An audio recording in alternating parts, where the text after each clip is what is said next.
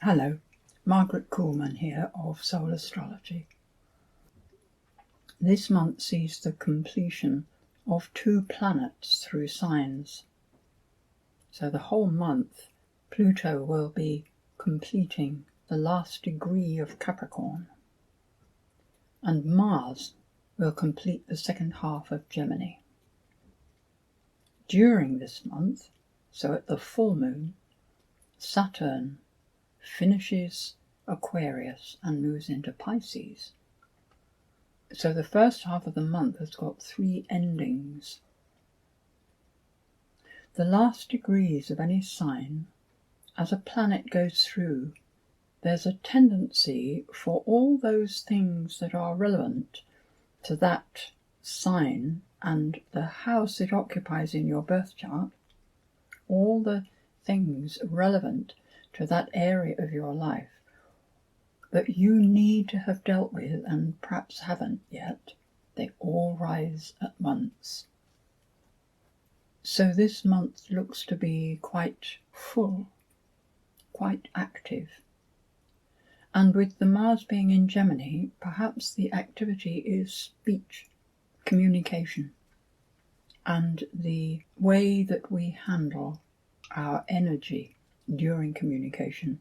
This is all emphasized, of course, by Mars being trine to Mercury, who is all about communication.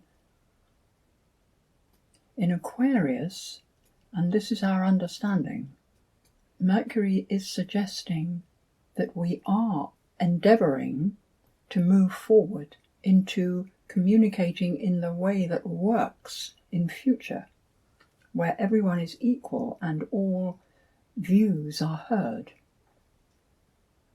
And what we have to deal with first, perhaps, is those 2 sextiles.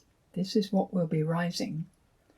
Jupiter moving towards Chiron in the middle of Aries. Jupiter is going through Aries. It's his year for doing that, as he goes right round the zodiac every 12 years. And it is the expansion of our sense of self. As he approaches Chiron, that expansion hits up against all the wounding that we may have noticed but not necessarily dealt with, and it becomes exaggerated. The sense of self being uncertain in its relationship with the outside. Even when we feel really confident inside and comfortable, we still may lack confidence in our expression, uncertain how it will be received, fearful of others' reactions. Uranus is square to Mercury, that red line, and it's the only thing he's pointing at in this chart. So a tendency to blurt out.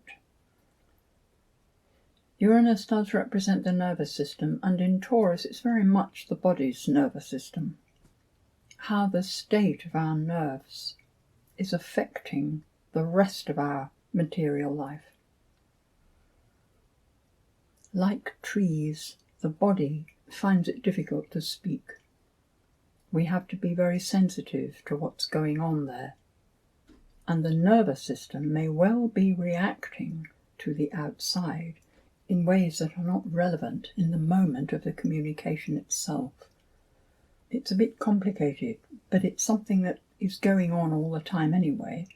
It's just that with Jupiter involved with the Chiron, the whole thing gets exaggerated into being recognizable. And so there is the new moon at the very beginning of Pisces, giving us the whole month to focus on this insecurity, the sea, the oceans. And there is Neptune ruling Pisces, and Venus having just been across that. So this last week, the Pisces quality of Venus, the shifting sands, the romance, the love that ebbs and flows, that we are washed in, that we swim in all the time, the love of spirit. And now it moves very decisively into Aries to join the Jupiter and Chiron. This does look like a month of sorting our relationships. And perhaps that square to Uranus is suggesting that we take time out from time to time so that our jazzed up nervous systems get a chance to recover before the next conversation. The first 2 weeks, where Saturn is still in Aquarius, is our final opportunity to get behind what we value, to ground ourselves in the principles that matter most. The equality of individuals in value, the freedom of individuals to be who they are, to choose where they stand.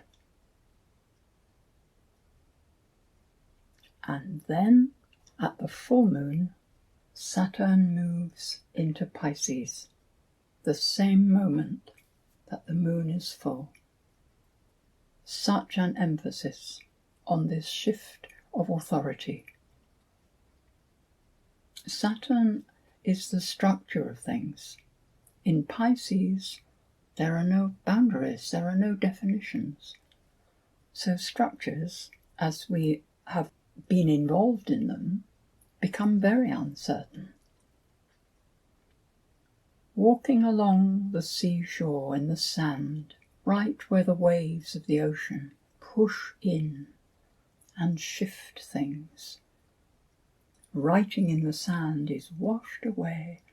Castles in the sand get worn down. There needs to be bedrock for structure, for building, and in Pisces, the bedrock is spirit itself. So the authority that we are learning to live by needs to be a spiritual authority. And because Pisces is all and everything in potential, and we swim within it, it's no use having that spiritual authority outside of ourselves. And so the second half of this month is really very much a call to find one's inner authority, to stand with oneself, behind what one believes, not holding on to the belief themselves too tightly, because there is always more to be known. And what worked yesterday may not work today. Pisces is known for changing its direction at the drop of a hat, even reversing its direction. This is how it may look from the outside. But from inside, the movement is like breathing. Every breath is fresh. When you're walking along the street, if you take a breath of air as you walk through some smoke from someone's garden, that breath really affects your entire being until you can get the other side of the smoke and breathe it out. Take a few more cleaning breaths. Each breath is different and deeply affects us in the moment of breathing. Pisces is like that on the inside. One may make a decision to the best of one's knowledge and ability and find in the next breath that it was an error, or that you've just turned a corner and it looks different from there. The stability is found in being clearly with oneself moment by moment, and not worrying about what other people think when you change your mind.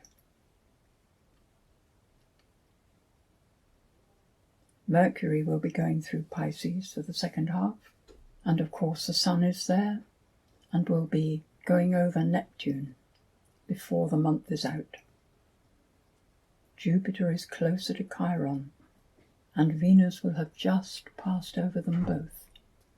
So the first week in March could be very volatile, very immediate, expressing the pain we often feel around loving situations or where love is needed.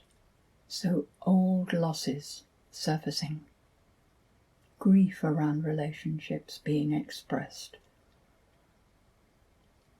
With Mars still in Gemini and sextiling the Jupiter-Chiron Venus, we are very likely to communicate about these old pains. As he's square to Neptune, there is huge sensitivity, which can be a great virtue, but it can also be misinterpreted. Beautifully, Uranus is now brought in very strongly. The Sun pretty much exactly sextiles it, while of course the Moon trines it. Sun in Pisces still, Moon shifted round to oppose from Virgo. Perhaps a better instinct for what will be helpful, and both ends connecting to the ability to stand back, to be detached enough to allow the helpful response to rise. Looking at this chart, it does look as if Saturn is still in Aquarius, but I want to reassure you, it's an hour, just 1 hour after the full moon is precise, that Saturn crosses the line. And this is why I think that it's our spiritual authority that is uppermost in importance. Mercury at 7 degrees will have been trining the south node, sextiling the north, just in the previous day or two. My feeling is that through meditation we may find a very clear route to what is appropriate and true, bearing in mind that as individuals we are not all going to receive the same. It wouldn't be appropriate. And all that we receive needs to go into the pot and be honoured. Spiritual discipline very probably includes an agreement with oneself to meditate on a regular basis. It does not determine the style of the meditation, but rather simply suggests that there be discipline about it. That actually any kind of growth does require discipline at some stage in order to manifest anything. The meditation purpose in Pisces is to quiet the turmoil or activity of the personal aspect of us, to quiet it down so that we may become aware of what is much greater than our individual personality. Preference is a good word for personality preferences, whereas values are more about the soul, the spirit. So this month, meditate on your true values and how to see beyond your preferences, letting go of that structure in our minds which we call personality, the daily idea of who I am. I want to read you something I've had on my walls for years and lost in one of the moves and then found again recently. It's said to be a Taoist meditation. Close your eyes and you will see clearly. Cease to listen and you will hear truth. Be silent and your heart will sing. Seek no contacts and you will find union. Be still and you will move forward on the tide of the spirit. Be gentle, and you will need no strength. Be patient, and you will achieve all things. Be humble, and you will remain entire.